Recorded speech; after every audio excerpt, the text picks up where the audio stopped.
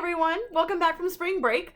I hope that your Monday was not awful for you. I tried to make the lessons so that it was an easy adjustment. I hope you enjoyed your short and sweet social emotional learning lesson today. And as I'm looking outside, it's almost time for bed and it's still very light outside. So I hope you were able to get outside, enjoy the weather, enjoy the sun, and are ready to go for tomorrow, where we will continue. We'll have 3 days worth of the normal lessons that you're used to on Seesaw. So we'll have math, Spanish reading, and English reading tomorrow. I haven't gotten to go through all of your Boom Writer journals yet, but I'm really excited to. I saw a lot of you wrote a lot down, and I love it. It tells me how many words you guys write, so I thought that was really fun. A lot of you are in the hundreds for words. I think that's great. And as we continue with our bedtime story time, we continue with our tale of Desperaux. I had to go back and reread because I haven't read it for a week and I slept a lot over spring break. So to remind you, we are on the book called Chiaroscuro. He is the rat that lives in the dungeon with Gregory, the jailer, and he had just spoken to Gregory, and Gregory told him that the whole purpose of life was darkness and what else? Suffering, darkness, just being mean and torturing people. That's what made and Botticelli the rat. Botticelli's the one who told him that too, that rats were made for suffering and for darkness. And so Chiaroscuro at first thought that it was light. He really liked the light. But that's when Botticelli convinced him and said, no, it's all about suffering, just wait. And then Chiaroscuro said, I can't wait to torture someone. And it was really weird. So chapter 17 is called Small Comforts. Not long after this conversation between Botticelli and Roscuro, a prisoner did arrive. Remember, they're in the dungeon. The dungeon door slammed, and the two rats watched a man being led by a king's soldier down the stairs into the dungeon. Excellent, whispered Botticelli. This one is yours. Roscuro looked at the man closely. I will make him suffer, he said. But as he stared up at the man, the door to the dungeon was suddenly flung open, and a thick and brilliant shaft of afternoon light cut into the dark of the dungeon. Ugh, said Botticelli. He covered his eyes with one paw. Roscuro, however, stared directly into the light. Reader, this is important. The rat called Chiaroscuro did not look away. He let the light from the upstairs world enter him and fill him. He gasped aloud with the wonder of it.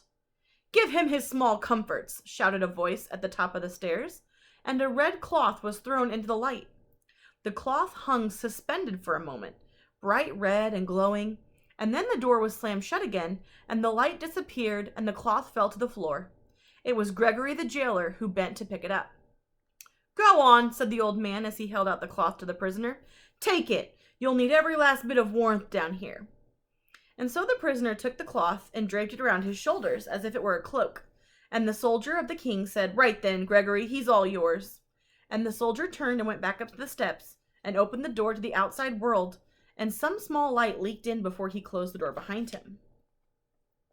Did you see that? Roscuro said to Botticelli.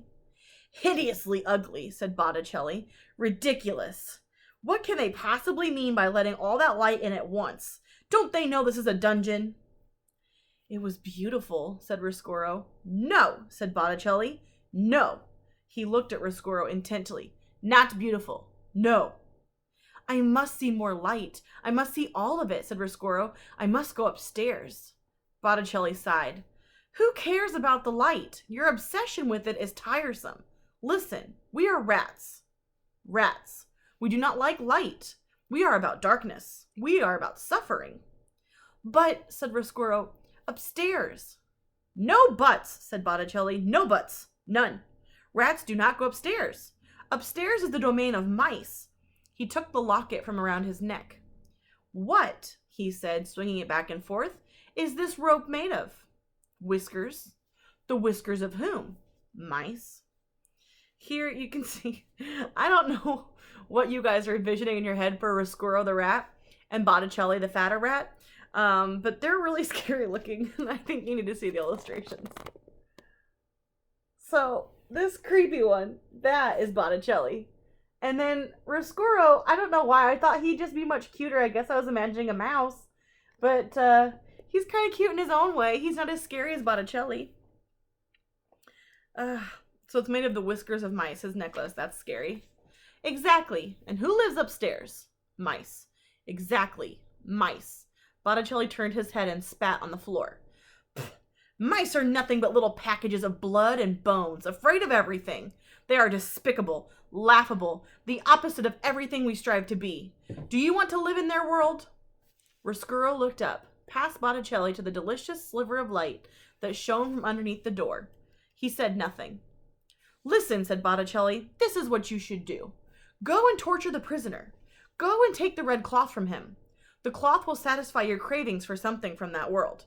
But do not go up into the light. You will regret it. As he spoke, the locket swung back and forth, back and forth. You do not belong in that world. You are a rat. A rat. Say it with me. A rat, said Roscuro. Ah, but you are cheating. You must say, I am a rat, said Botticelli, smiling his slow smile at Roscuro. I am a rat, said Roscuro. Again, said Botticelli, swinging his locket. I am a rat. Exactly, said Botticelli. A rat is a rat is a rat. End of story. World without end. Amen. Yes, said Roscuro. Amen. I am a rat. He closed his eyes. He saw again the red cloth spinning against the backdrop of gold, and he told himself, reader, that it was the cloth that he desired and not the light. Just so you guys know, Binks is like pacing around here. I think he hears us speaking of rats, and he wants the rats and the mice. Chapter 18, Confessions. Roscuro went, as Botticelli told him he must, to torment the new prisoner and take the red cloth from him. The man was sitting with his legs stretched out straight in front of him, chained to the floor. The red cloth was still draped over his shoulders. You can read with us. At first he did not like being home with me, but now he's a little bit of a nuisance. When I try to do my work, he won't let me be by myself. Look at his little face. Okay. Roscuro went, as Botticelli told him he must, to torment the new prisoner and to take the red cloth from him. The man was sitting with his legs stretched out straight in front of him, chained to the floor. The red cloth was still draped over his shoulders. Roscuro squeezed through the bars and crept slowly over the damp, weeping stones of the cell floor. When he was close to the man, he said, Ah, welcome, welcome. We are delighted to have you. The man lit a match and looked at Roscuro. Roscuro stared longingly into the light. Go on, said the prisoner. He waved a hand in the direction of Roscuro, and the match went out. You're nothing but a rat. I am, said Roscuro, exactly that. A rat. Allow me to congratulate you on your very astute powers of observation. Ooh, Roscuro's getting snarky. What do you want, rat? What do I want? Nothing. Nothing for my sake, that is. I have come for you. I have come to keep you company here in the dark. He crawled closer to the man. Remember that Botticelli taught him that he could... What? Botticelli taught him that he could befriend people and then stab him in the back. I don't need the company of a rat. What about the solace of a sympathetic ear can provide? Do you need that? Huh? Would you like to confess your sins? To a rat? You're kidding, you are. Come now, said Roscuro. Close your eyes. Pretend that I am not a rat. Pretend that I am nothing but a voice in the darkness. A voice that cares. The prisoner closed his eyes. All right, he said. I'll tell you, but I'm not telling you because there ain't no point in not telling you. No point in keeping secrets from a dirty little rat. I ain't in such a desperate way that I need to lie to a rat. The man cleared his throat. I'm here for stealing 6 cows, 2 jerseys, and 4 Guernseys. Cow theft, that's my crime. He opened his eyes and stared into the darkness. He laughed. He closed his eyes again. But there's something else I done many years ago. Another crime. Again, they don't even know of it. Go on, said Roscuro softly. He crept closer. He allowed one paw to touch the magical red cloth. I traded my girl, my own daughter, for this red tablecloth and for a hen, and for a handful of cigarettes. Tss, said Roscuro. He was not alarmed to hear of such a hideous thing. His parents, after all, had not much cared for him, and certainly if there was any profit in it, they would have sold him. And then, too, Botticelli Rimorso, one lazy Sunday afternoon, had recited from memory all the confessions he had heard from prisoners. What humans were capable of came as no surprise to Roscuro. And then, said the man. And then, encouraged Roscuro. And then I done the worst thing of all. I walked away from her, and she was crying and calling out for me, and I did not even look back. I did not. Oh, Lord, I kept walking. The prisoner cleared his throat. He sniffed. Ah, said Roscuro. Yes, I see.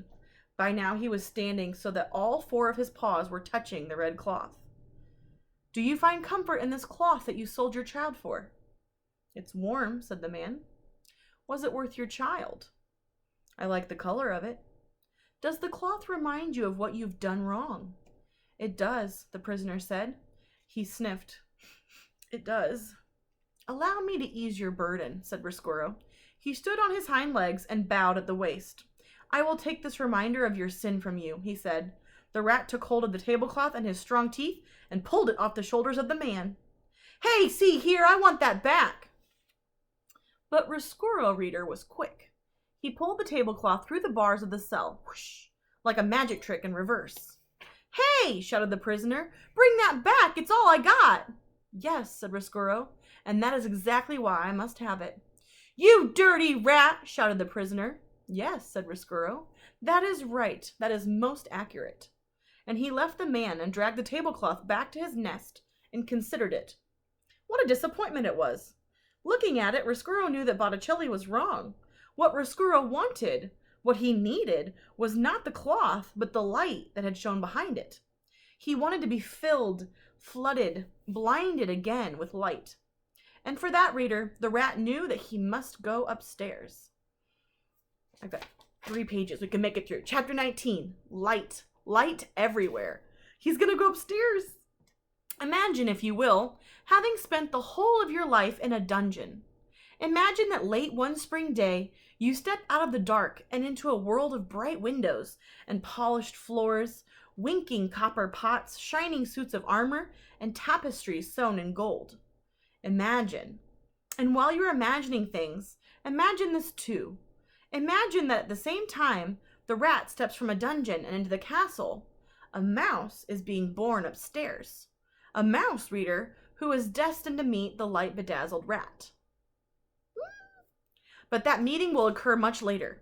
And for now, the rat is nothing but happy, delighted, amazed to find himself standing in so much light. "I," said Roscuro, spinning dizzily from one bright thing to the next, "I will never leave. No, never. I will never go back to the dungeon. Why would I? I will never torture another prisoner. It is here that I belong." The rat waltzed happily from room to room until he found himself at the door to the banquet hall. He looked inside and saw gathered there King Philip, Queen Rosemary, the Princess P, 20 noble people, a juggler, 4 minstrels, and all the king's men. This party, reader, was a sight for the rat's eyes. Roscuro had never seen happy people. He had known only the miserable ones. Gregory the jailer and those who were consigned to his domain did not laugh or smile or clink glasses with the person sitting next to them. Roscuro was enchanted. Everything glittered. Everything. The gold spoons on the table and the jingle bells and the juggler's cap, the strings on the minstrels' guitars, and the crowns on the king's and queen's heads. And the little princess, how lovely she was! How much like light itself! Her gown was covered in sequins that winked and glimmered at the rat. And when she laughed, and she laughed often, everything around her seemed to glow brighter. "Oh, really," said Roscuro, "this is too extraordinary. This is too wonderful. I must tell Botticelli that he was wrong. Suffering is not the answer. Light is the answer." And he made his way into the banquet hall. He lifted his tail off the ground and held it at an angle and marched in time to the music the minstrels were playing on their guitars. The rat, reader, invited himself to the party. I'm seeing parallels between Chiaroscuro and Desperaux, but if you think about it, if if Desperaux was just being born, then that means that we got introduced to Roscuro before he was born. So when he went upstairs, that's when Desperaux was being born. So we'll continue tomorrow. Have a good night, and I will see you in the morning. 9 o'clock for our morning meeting.